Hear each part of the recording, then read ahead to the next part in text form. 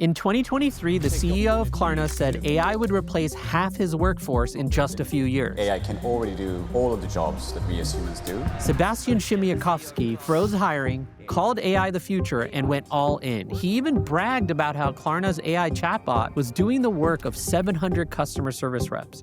This AI-first strategy was based on the idea that the company would get more and more efficient with fewer humans in the loop. And Klarna eventually reduced its workforce by 40%. But in 2025, Sebastian flipped that narrative on its head. He publicly stated that quality human support is the way of the future for us. So why the sudden change?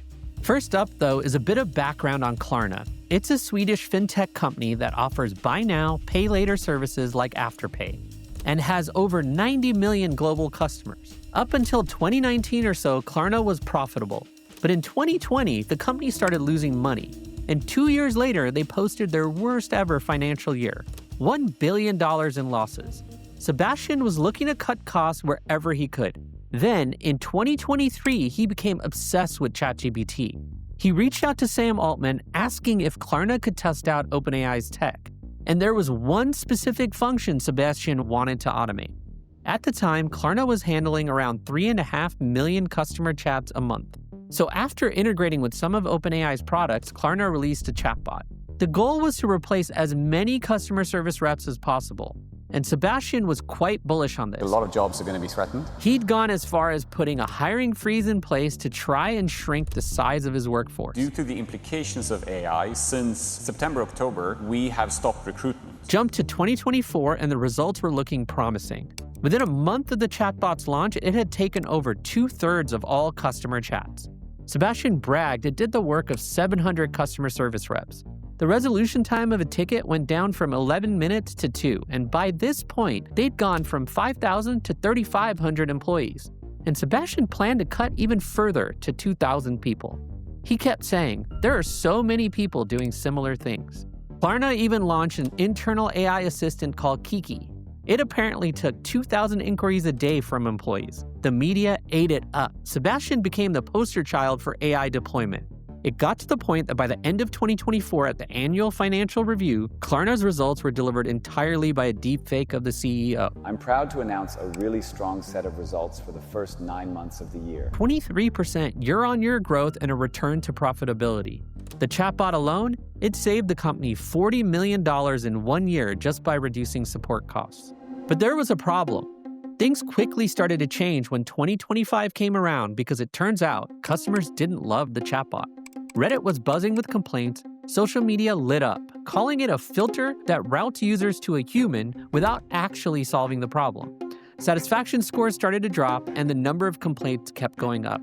This was probably the main reason Sebastian changed his mind on AI. In February 2025, he tweeted about getting their strategy wrong, saying, "In a world of AI, nothing will be as valuable as humans."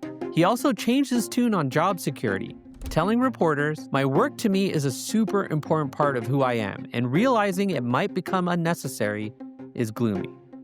Maybe that was to show some empathy and boost morale. This is because his employees had been showing up to work knowing their jobs were on the chopping block. But the other thing was timing. Klarna's rumored to go public very soon. And so before the IPO, they probably wanted to avoid dealing with the PR campaign over AI taking jobs. But overall, Sebastian admitted they had over-indexed on cutting costs. And in May 2025, he openly acknowledged that this resulted in a lower quality service.